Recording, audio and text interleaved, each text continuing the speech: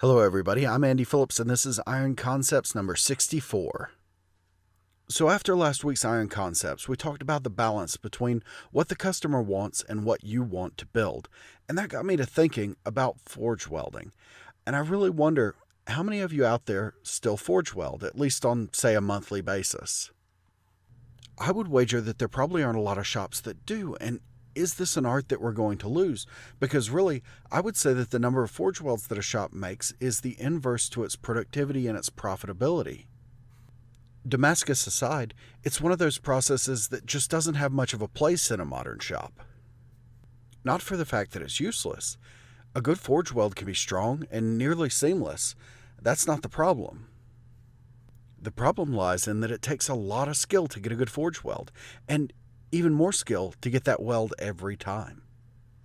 Really, it's way easier to MIG weld, grind, and refinish, and it's consistent. There's no mystery involved in that.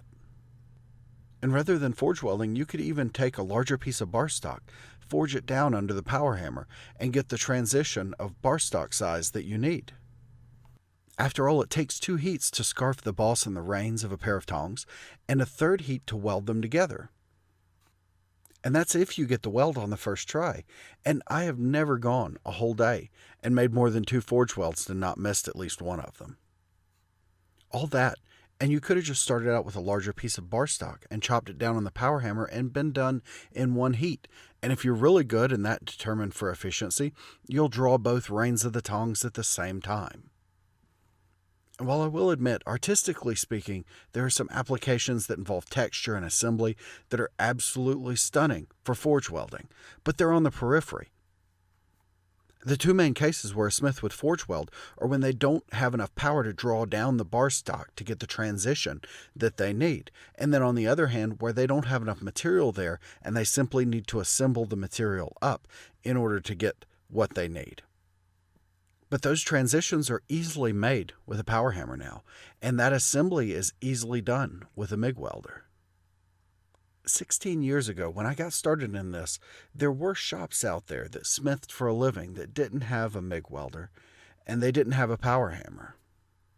But now, it's hard to imagine a professional shop these days that doesn't have a 110 MIG and a tire hammer at the very least. In turn, many of the people that advocated for this traditional method did so not because they believed so greatly in it, but because they didn't have another option. And in turn now, with these tools creeping in from every direction and becoming common, that's what kills this type of technique, and that's what kills this type of skill. And there is a lot of skill and technique that goes into making a consistent forge weld. Of course, there are also a lot of techniques and tools that can help you along the way.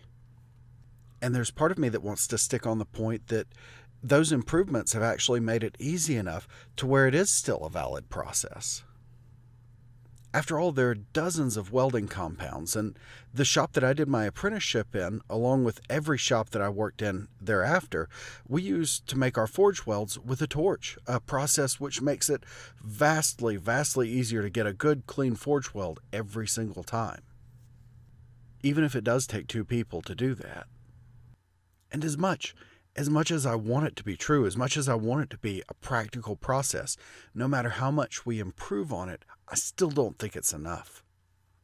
And I think, over time, my can of SureWeld will collect dust on top of it and eventually get lost, and I'll never make another forge weld again. At least not one that I get paid for. But really, I don't think that all the bells and whistles can save this process. I don't think that they should have to, if it's a good process, if it's a worthwhile process.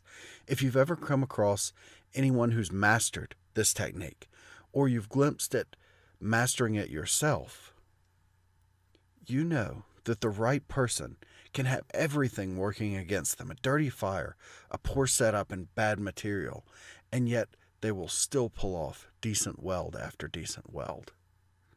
That's the kind of skill that you don't get by demonstrating to children in some open-air museum. That's the kind of skill you don't get in the art studio. That's the type of skill that you get from having to do it, from having to make it happen. What does that person know that we don't know? We may never know. But that's it for me this week. That's all I've got to say about that. I hope you enjoy the drawing. Drop me an email, leave me a comment, but whatever you do, make sure to check in next week. So thanks for listening, and until next time, bye.